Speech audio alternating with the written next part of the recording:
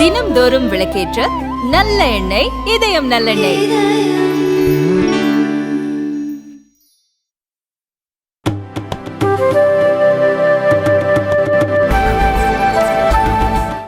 மக்களவை தேர்தலுக்காகவே சிஏஏவை கொண்டு வர பாஜக திட்டமிடுகிறது என்று மமதா பானர்ஜி தெரிவித்துள்ளார்.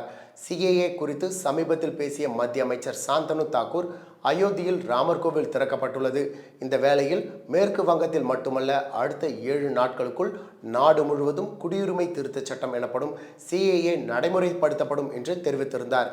இது குறித்து செய்தியாளர்களை சந்தித்த மேற்கு வங்க முதல்வர் மமதா பானர்ஜியிடம் கேள்வி எழுப்பப்பட்டது. அதற்கு பதிலளித்த அவர், வரும் மக்களவை தேர்தலில் பாஜகவிற்கு வாக்களிக்காவிட்டால் சிபிஐ, அமலாக்கத்துறை உள்ளிட்ட புலனாய்வு அமைப்புகளை தங்கள் வீடுகளுக்கு அனுப்புவோம் என்று மக்களை பாஜக மிரட்டுகிறது.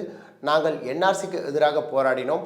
மக்களவை தேர்தலுக்கு முன் அரசியல் செய்ய மத்திய அரசு சிஏஏ பிரச்சனையை கொண்டு வருகிறது. பாஜகவினர் வாக்குகளுக்காக மீண்டும் சிஏஏ என அழத் தொடங்கியுள்ளனர் என்று விமர்சித்துள்ளார்.